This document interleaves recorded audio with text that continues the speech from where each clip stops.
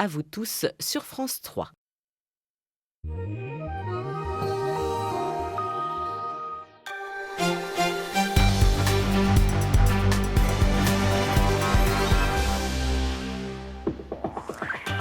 Bonjour à tous, bienvenue dans les Alpes, édition spéciale ce mardi consacrée à l'avalanche survenue hier à Valfréjus en Savoie. 5 militaires qui sont traînés dans un secteur sont décédés, 8 autres ont été blessés. Ces légionnaires du 2e régiment étranger de génie de Saint-Christol dans le Vaucluse participaient à un exercice en montagne avant de partir en opération. Au total, 11 skieurs sur un groupe d'une 50aine de militaires ont été emportés par la coulée de neige. Le ministre de la Défense, Jean-Yves Le Drian, est attendu à 13h à Valfréjus en Savoie. Durant tout ce journal, nous serons en direct sur place avec Jean-Christophe Solari en direct de Valfréjus que nous retrouverons donc. Mais avant de vous retrouver, Jean-Christophe, retour sur cette journée d'hier, sur cette avalanche meurtrière avec Sophie Pellerin. Ils étaient 52 militaires à s'entraîner au ski de randonnée dans ce secteur hors piste du col du Petit Argentier quand au-dessus d'eux, à plus de 2300 mètres d'altitude, l'avalanche s'est déclenchée peu avant 14 heures. Une coulée de 400 mètres de large sur près de 250 mètres de dénivelé.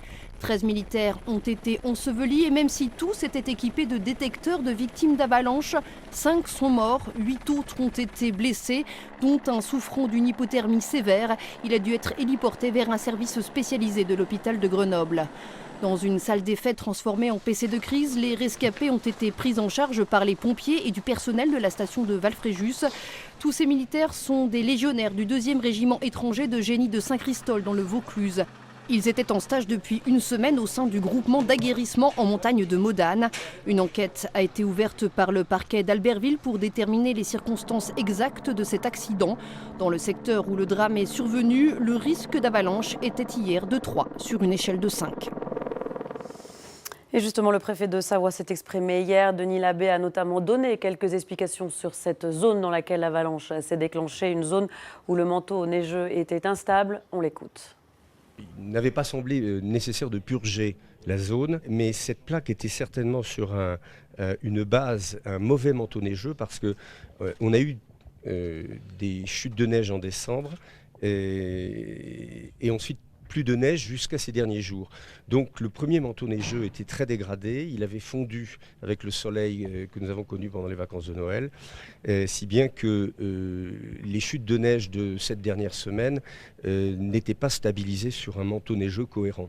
C'est ce qui explique probablement, malheureusement, l'accident d'aujourd'hui. Voilà, et on part tout de suite en Savoie à Valfréjus. Jean-Christophe Solari, bonjour. Beaucoup d'émotions, j'imagine, ce matin dans la station.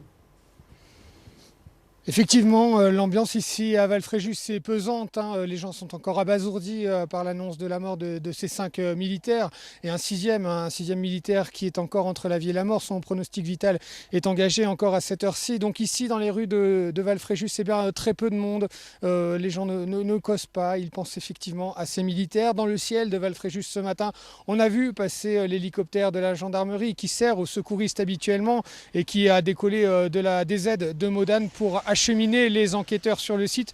Et puis un peu plus tôt dans la matinée, des enquêteurs, des militaires, des chasseurs alpins et des hommes de l'EMHM, l'école militaire de haute montagne, ont emprunté la télécabine pour eux aussi monter sur le site et procéder au recoupement des premiers éléments pour l'enquête. Mais tout de suite, je vous propose de découvrir le reportage réalisé ce matin par Maxence Regnault et Maxime Kemener à la rencontre des résidents de Valfréjus.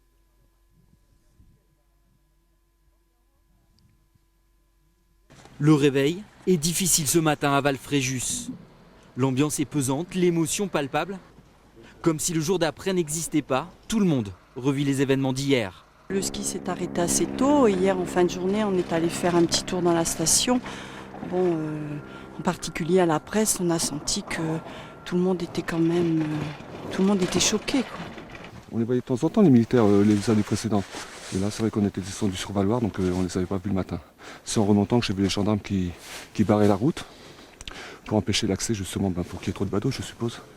Mais aujourd'hui est bien un autre jour. C'est en tout cas ce qu'espèrent les professionnels, même si certaines opérations rappellent encore les événements d'hier. Des speed ce matin, non, rien de spécial, à part l'hélicoptère quand même qui fait des allers-retours. Donc on voit bien que c'est pas encore tout à fait sûrement fini là-haut. Bon, les recherches certainement sont finies, mais je pense qu'ils doivent vérifier encore certaines choses. J'espère que les gens ne vont pas se localiser comme ça sur ce fait et puis ils vont continuer à venir. Moi j'attends du monde ce week-end, tous les week-ends du reste du mois de janvier et tout ça. Et puis après il y a février et mars. Pour la station, il est donc important de rassurer les vacanciers et les skieurs. Expliquer que l'événement, aussi grave soit-il, n'est pas une fatalité. Les messages de prévention sont en place, les pistes ouvertes ont été sécurisées, les filets sont en place, le panneautage signalétique est identique. Il n'y a aucune raison de changer de mode de gestion des pistes par rapport à hier. L'ambiance simplement a beaucoup changé. Dans les prochains jours, l'enquête devrait venir remémorer le triste événement de la journée d'hier. Ensuite, il faudra malgré tout continuer d'avancer, peut-être avec les skis aux pieds. Alors ici, à Val-Fréjus, eh bien, tout de suite nous retrouvons notre invité. Bonjour. Bonjour. Major Pujol, donc vous êtes adjoint à la CRS Alpes à Albertville. Vous êtes spécialisé dans le secours. Hier, vos hommes sont intervenus rapidement. Oui, tout à fait. Ils sont intervenus très rapidement puisqu'il y a une alerte qui a été donnée par radio, par les militaires. Et donc la base hélicoptère de Modane, où nous avons les effectifs CRS, se trouve à 4 minutes de vol à peu près. Donc le temps de monter dans l'hélico, mettre en route l'hélico et monter. Il a fallu à peu près en tout 10 minutes pour arriver sur le site. Vous avez pu retrouver les hommes ensevelis assez rapidement. Ils étaient équipés de détecteurs de victimes d'avalanche. Voilà, oui, ils étaient équipés de détecteurs victimes d'avalanche, mais les militaires eux-mêmes ont assuré aussi leur propre secours et ils ont commencé à dégager des personnes. Nous sommes arrivés en plus pour coordonner tous ces effectifs-là avec des effectifs qui sont venus également de Briançon et de Courchevel. Ce sont des hommes qui ont été retrouvés sous une importante épaisseur de neige, 4 à 5 mètres d'épaisseur de neige. Alors, bon, c'est ce qui se dit, oui. Moi, je n'ai pas complètement tous ces chiffres-là, puisqu'il y en a aussi qui ont été retrouvés, je pense, à moitié ensevelis ou certainement en surface. Donc, il ne faut pas non plus généraliser et dire qu'il y avait... Tous n'étaient pas enfouis sous la neige, pour autant, il y a 5 morts. C'est un bilan lourd, non ? 5 morts, oui, ça fait quand même un certain nombre de victimes, effectivement. Ils étaient 50 ? Oui, 51 à peu près, oui. Oui. Comment est-ce que vous expliquez que 50 hommes puissent être engagés comme ça dans une même pente ? Après, ça c'est difficile à expliquer. Je pense que les militaires ils ont un programme. Après, là, l'enquête va permettre de déterminer comment ça s'est passé. Il y a des procédures pour éviter que tout le monde soit emporté, notamment le respect de distance, de sécurité. Vous pensez que ça a été le cas ? Ces procédures, généralement, sont respectées, j'imagine, par les militaires. Là, c'est pareil. Je pense que ça a été respecté. Je ne peux pas m'engager puisque, à l'heure actuelle, l'enquête débute à peine. Donc, à ce niveau-là, je ne peux pas vraiment beaucoup vous expliquer ce qui se passait. Merci beaucoup, Major Pujol. Voilà, c'est à vous, Pauline. Les 5 militaires morts dans l'avalanche de Val-Fréjus étaient des légionnaires du 2e régiment étranger du génie de Saint-Christol, basé dans le Vaucluse.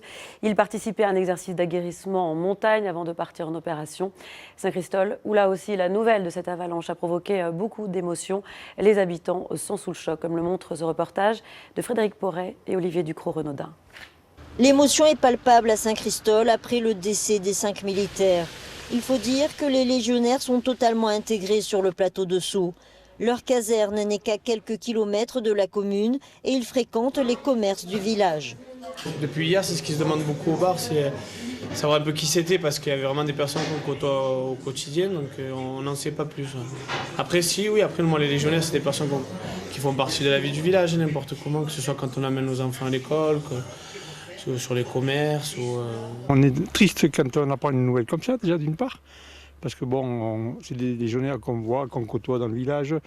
Pas tout le monde, parce qu'il y en a beaucoup qui sont quand même mobilisés dans la caserne.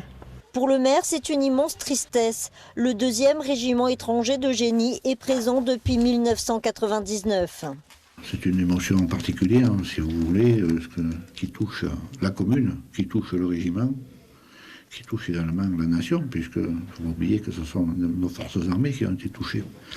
Donc effectivement, la commune ressent une vibration dans la mesure où le régiment, le 2e régiment étranger de génie, fait partie intégrante de la population de la commune. En 16 ans d'existence, le 2e REG s'est forgé une belle expérience opérationnelle en Bosnie, Afghanistan ou au Kosovo. Mais il a été endeuillé plusieurs fois depuis 2000.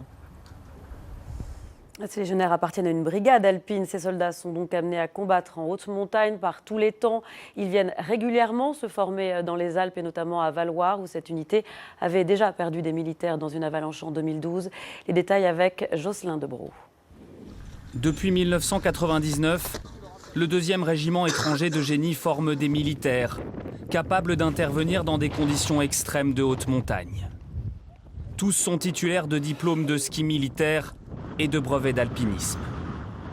Spécialisé dans le combat en montagne, le régiment a été engagé récemment dans plusieurs terrains de guerre, en Bosnie, au Kosovo ou en Afghanistan.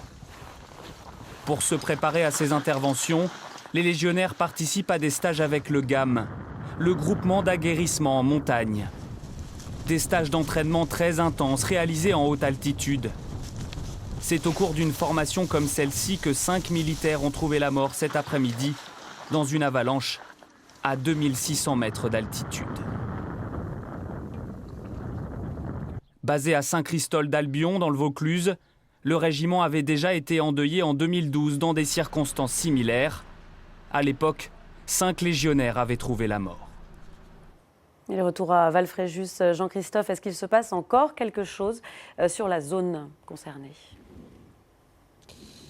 Écoutez Pauline, je ne peux pas répondre à cette question. Ce que je sais, c'est que donc des militaires et des enquêteurs sont montés ce matin, soit par hélicoptère, soit par télécabine, pour inspecter les lieux.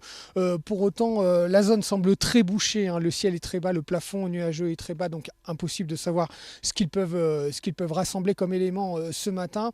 En tout cas, ce que je peux vous dire, c'est qu'à Modane aussi, la population est très affectée. Les militaires sont implantés. Il y a un centre d'aguerrissement à la montagne qui est implanté ici à Modane. Alors, ici en montagne, on a l'habitude d'entendre parler des avalanches, mais aujourd'hui le bilan est tout de même très lourd, 5 hommes décédés, un homme toujours entre la vie et la mort. Je vous propose d'écouter le maire de Modane, Jean-Claude Raffin, il est affecté lui aussi.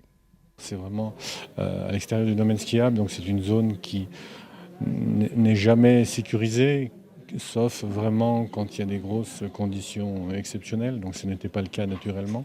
Aujourd'hui c'est facile de dire qu'ils n'auraient pas dû y aller, je pense que tout le monde le dit. Je pense que d'autres n'y seraient pas allés. Eux, ils ont décidé de continuer quand même. Ça faisait partie de leur aguerrissement. Aujourd'hui, on peut tous le regretter.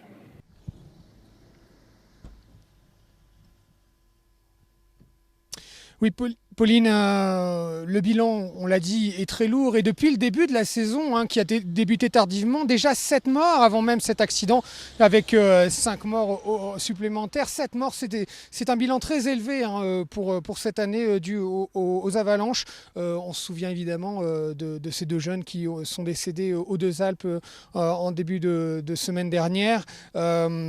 Les explications, c'est une neige qui est tombée tardivement et l'absence de sous-couche. Je vous propose d'écouter les explications de ce nivologue rencontré par nos collègues de France 2. En moins d'une semaine, 2 avalanches meurtrières alors que le risque n'est pas considéré comme maximum. Comment l'expliquer ? D'abord, par des conditions météo très particulières. Cette année, la neige est arrivée tardivement dans les stations de ski sur des sols encore chauds. Les flocons forment une sous-couche qui n'adhère pas bien au sol. Conséquence, le manteau neigeux est instable, comme ici à La Plagne, il y a quelques jours. Ils ne se tiennent pas entre eux, la preuve, vous voyez, là, il n'y a rien à faire. Et ils ne supportent pas d'être surchargés par cette neige récente. Alors, quand on ne chatouille rien, parfois ça tient. Et quand le skieur passe, il apporte sa propre surcharge et il fait tout partir. Et quand le vent souffle fort, les risques sont encore plus importants. Toutes les conditions sont alors réunies pour favoriser la formation de plaques à vent. Un phénomène dangereux. Les vents poussent la neige qui s'accumule sur l'autre versant de la montagne. Une plaque se forme, fragile, instable. Le passage d'un skieur suffit à tout déclencher. Pour éviter que la neige ne s'accumule dangereusement, les pisteurs déclenchent des avalanches préventives. Ces opérations sont effectuées uniquement sur les domaines balisés, jamais sur les zones hors piste. Voilà, merci en tout cas Jean-Christophe Solari pour toutes ces explications en direct de Val-Fréjus en Savoie. Et pour aller plus loin, je reçois Dominique Létang, bonjour. Bonjour. Vous êtes le directeur de l'ANENA, l'association nationale pour l'étude de la neige et des avalanches. Vous êtes un ancien secouriste du PGHM, le peloton de gendarmerie de haute montagne. Vous avez vous-même fait des exercices d'aguerrissement comme ces militaires. Est-ce que cette zone était dangereuse ? Oui, c'est une zone qui est quand même très pentue. On est dans des pentes à 30-35 degrés. Et au vu des conditions, oui, je pense que c'était quand même assez dangereux de s'aventurer dans ce secteur. Ils étaient tous équipés d'appareils de recherche d'avalanche ? Oui, tous. Oui, là, les militaires sont tout le temps bien équipés. Là, ce que l'on peut regretter, c'est vraiment le manque d'espacement entre les militaires, parce que ça fait quand même 13 personnes emportées sur la même avalanche. Et ça, c'est pas supportable, parce qu'on rappelle sans arrêt qu'il faut passer un par un dans une pente, garder vraiment de grandes distances, quand il y a une instabilité marquée du manteau neigeux, ce qui est le cas. Marqué était de 3 sur 5. Oui, mais 3 sur 5, c'est un risque marqué, c'est pas un risque exceptionnel. On peut sortir par risque 3, on peut même par risque 4 sortir, mais sous certaines conditions. Et là, ce que l'on peut regretter, c'est justement ce nombre de personnes emportées sur la même avalanche. L'avalanche, on ne l'évitera pas. Mais ce qu'on cherche à obtenir, c'est au moins peut-être une personne, une victime, peut-être pas du tout d'ailleurs, parce que ce poids de ces 13 personnes sur le manteau neigeux a eu très certainement une incidence qui a provoqué le déclenchement de cette plaque. Alors il s'agit, on l'a dit, de la deuxième avalanche meurtrière en quelques jours seulement. La dernière était aux Deux Alpes. Est-ce qu'il faut durcir les règles, Dominique Létang ? Quelles règles ? Comment les durcir ? Non, moi je n'y pense pas du tout. La montagne doit rester un lieu de liberté. C'est une très belle école de vie. Je pense que si simplement il y a du bon sens et si on s'en tient à des formations, à des règles strictes et de base, on peut éviter très souvent les accidents. Là, nous sommes déjà malheureusement à 12 morts en 15 jours.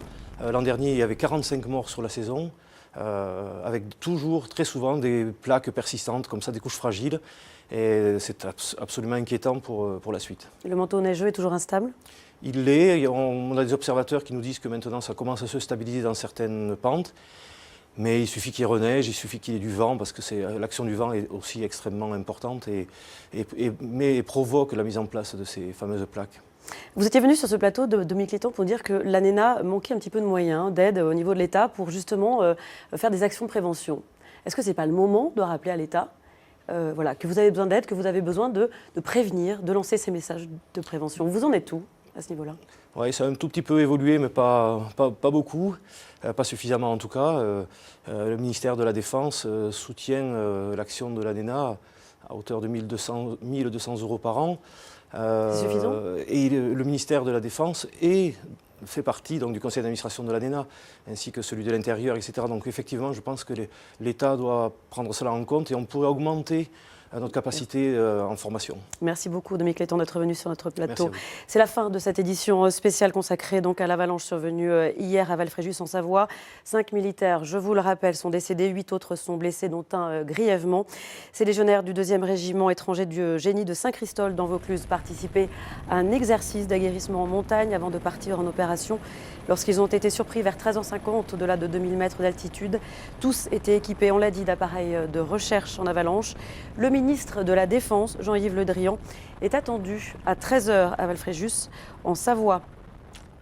Voilà, je vous retrouve ce soir à 19h pour un nouveau Journal des Alpes. D'ici là, passez une très belle après-midi. À ce soir.